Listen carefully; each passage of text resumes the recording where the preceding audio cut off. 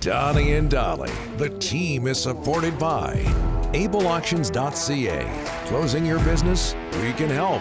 And King of Floors, your vinyl, laminate, and engineered flooring superstore.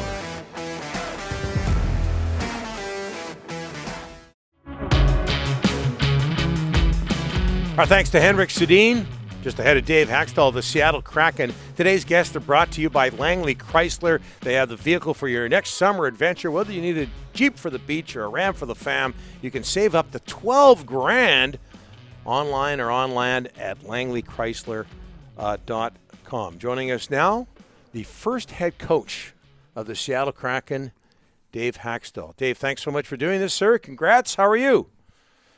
I'm great. Thanks for having me on. Yeah, no problem.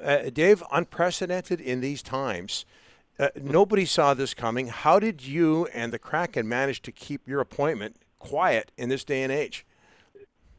I got to be honest. I think we just went, kind of went about our business in a regular way, and just good communication between myself and Ron and anybody else inside of the organization. And like we said, it's not often, I guess, that you get within a couple hours of announcement time, but I think it was a real nice way to be able to go through the interview process and to do business.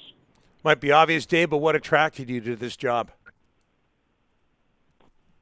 Well, there's a lot. I'll be honest. I mean, I've paid close attention over the past 12 plus months, just to everything that's happening and everything that's going on here in Seattle. And, I've had a chance, obviously, to get to know things quite well over the last couple of weeks, and it's been very impressive, just the foundation and infrastructure that's been put in place, the facilities, the staff and the people involved, and really the feel in the city and the excitement, around the Kraken and going into the inaugural year. So there's a lot of factors, and just the opportunity to work with Ron and really to be part of building something from the ground up is pretty special. And I used the term yesterday, once in a lifetime, and truly it probably is that, a once in a lifetime opportunity. Dave, you come over to the Kraken after a couple of years with the Leafs. Now your Toronto group, was up 3-1 on the Habs before you got knocked out by them. Sorry to bring it up, but they're in the Stanley Cup final. What do they do well? What are they doing well right now, at least?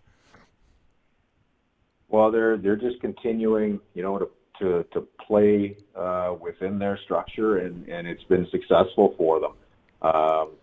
During our series, obviously, we had that series at 3-1, and we were not able to, to close that series out as we went through games 5 and game 6.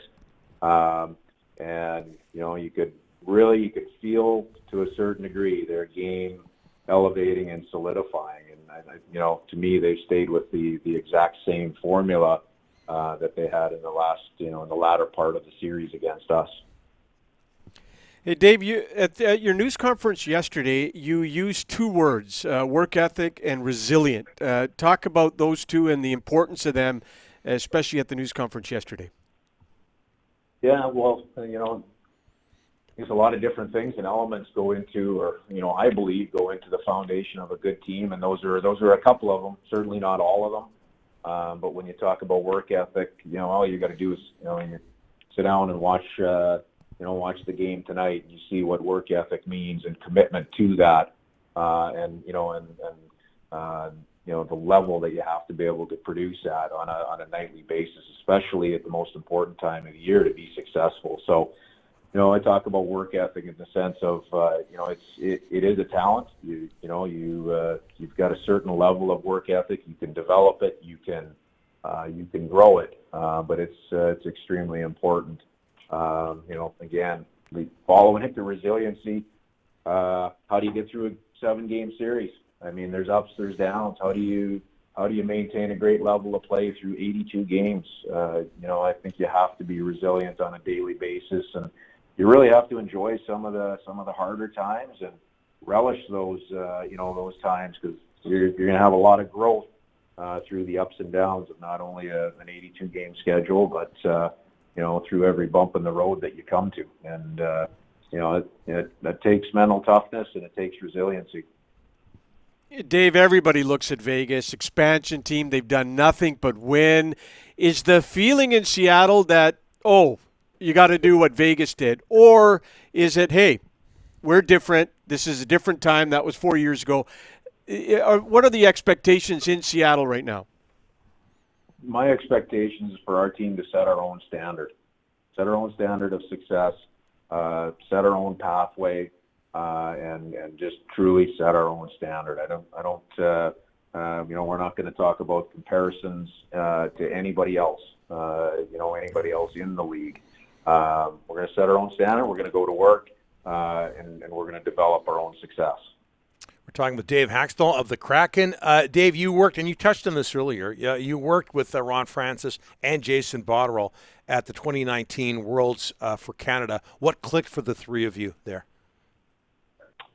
Well, first thing is just great people. That's one of the great things about the World Championship tournament is, the early portion of the tournament really allows some great, just great social time. Really, you get to know people, you get to know the players, you get to know other people on the staff that maybe you haven't been around at all in your career.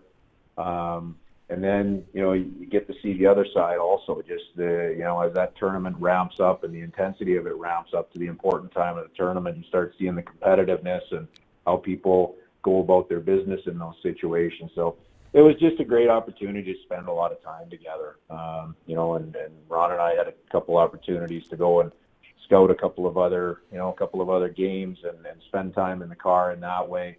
With Bots and the rest of the staff, we went through the player meetings on developing the team and then all the way through the tournament. So you get to see a lot of, really all of the sides of the personalities, both professionally and personally, as you go through a month-long tournament.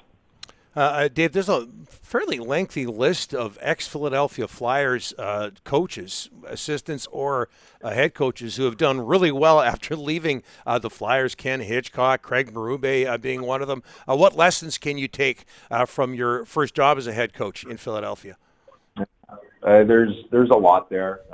There's as you go through through things the first time, and even as you go second, third go around, it's a learning experience. Everything you go through, you take a piece from that. And for me personally, 6 years ago, I was coming out of the college game, and much of the foundation of what I believe in, and did believe in at that time and continue to today, hasn't changed. It's evolved, it's grown, but to apply that at the NHL level it's a little different animal. So there was a learning curve. I think there's a lot of things from a lot of great players and great people, both in Philadelphia and in Toronto, that I just continue to draw from and, continue to grow and evolve as a coach.